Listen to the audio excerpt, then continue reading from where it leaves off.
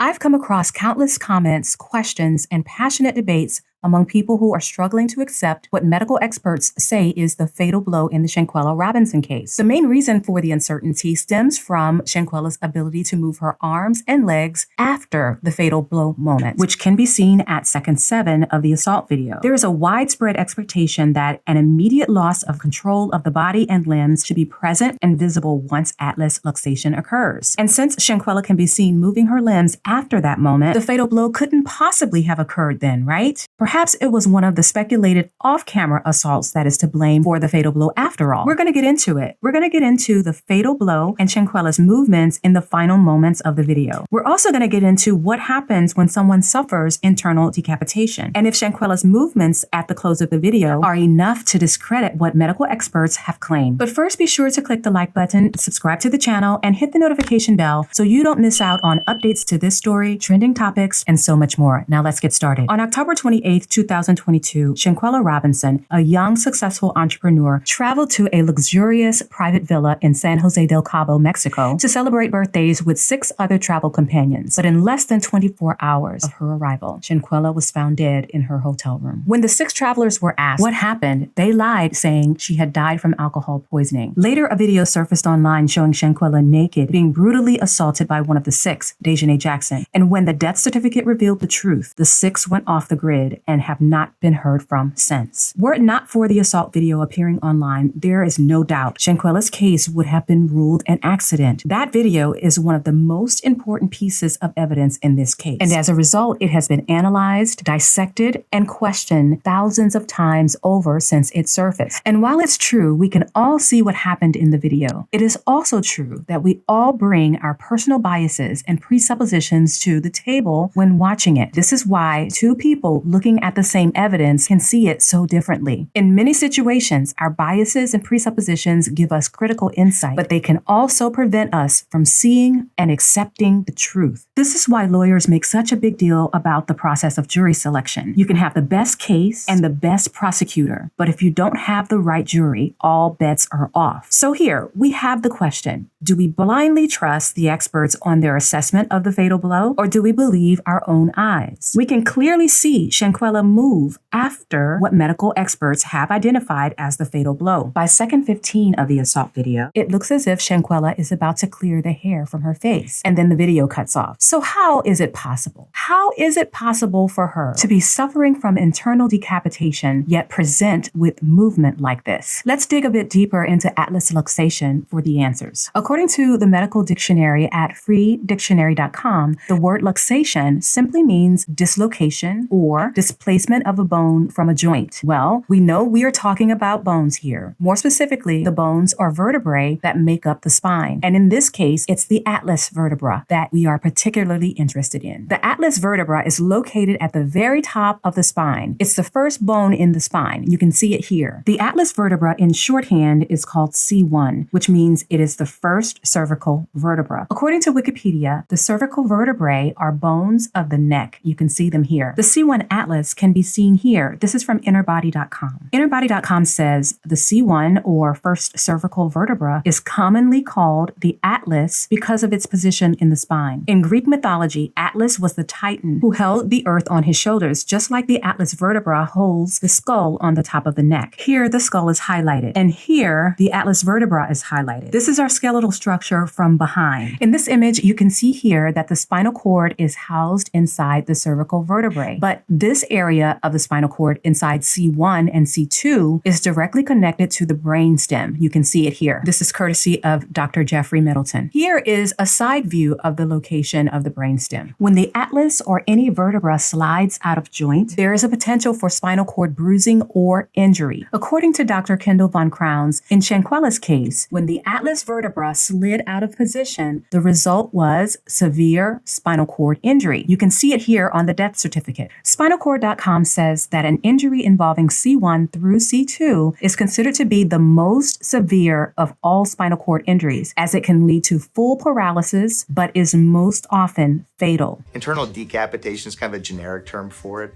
There's basically skin and muscle holding the head to the spine. Pretty high mortality risk.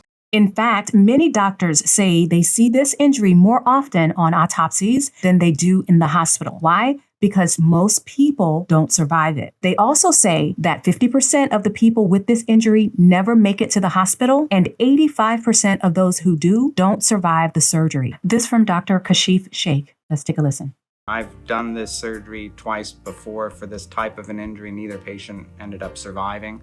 SpinalCord.com also says that in the rare case a patient survives this injury, they will likely have the following symptoms: complete paralysis of arms and legs, muscle atrophy, limited head and neck movement, compromised continence control, trouble breathing without apparatus or assistance, ability to speak is reduced or impaired. So why didn't we see complete paralysis immediately in Shanquella's case? According to brainandspinalcord.org, sometimes the injury does not cause paralysis, but secondary events cause further damage to the spinal cord, resulting in paralysis. They also say paralysis can happen when the spinal cord gets severed, but in most cases, the patient experiences a loss of function from bruising of the spinal cord without any severed nerves. In the case of Shanquella, the atlas dislocation caused severe spinal cord bruising when the atlas was pushed onto the spinal cord. Dr. Crowns said that the bruising takes time to set in. This courtesy of Nancy Grace. Let's take a listen. It's an atlas luxation is what the cause of death is listed as. And what that is cervical vertebrae number one. The one right underneath your skull is the atlas, and it's slid out of place and then pushed on her spinal cord. And then usually what happens is it bruises the spinal cord, but the spinal cord bruises take a little time to set in before they will kill you.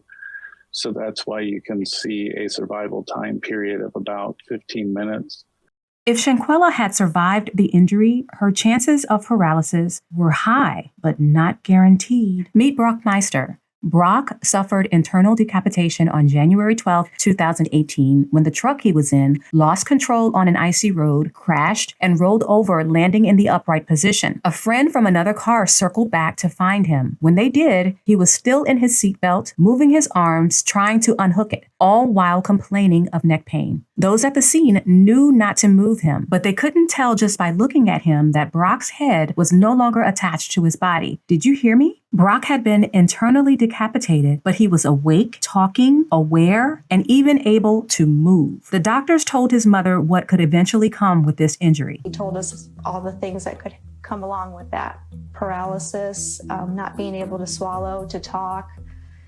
So there was a lot at stake. The only option was surgery, and the prognosis was not very good. His father describes it here. The outcome's not very good. You're either paralyzed or you don't live through the surgery. Brock is like one of 5% that survives the accident. Brock's mother, Jenna, also said how shocked the doctors were that he was able to move and talk.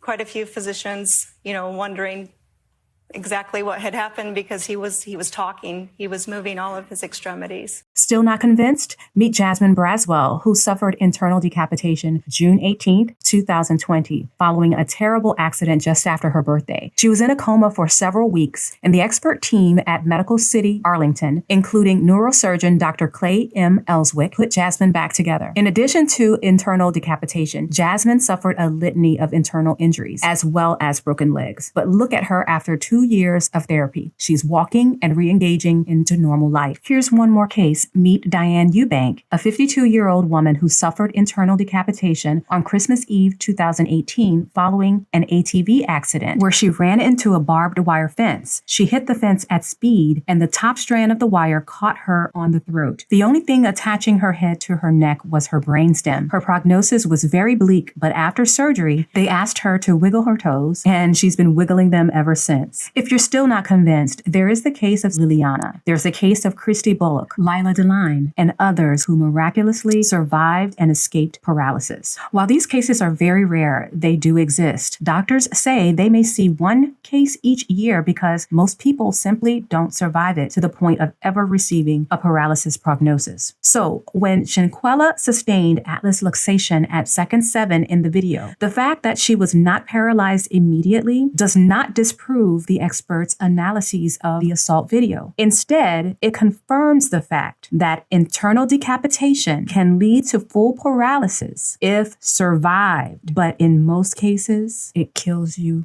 first. Stay tuned for episode 2 of The Timeline. Shout out to all my sources, thefreedictionary.com, innerbody.com, mygodpictures.com, Megan Kelly, Today Show, Dr. Jeffrey Middleton, Nancy Grace, spinalcord.com, AP Archive, NBC News, Newsweek, Medical City Arlington, brainandspinalcord.org, beaconhealthsystem.org. Justice for Shanquella.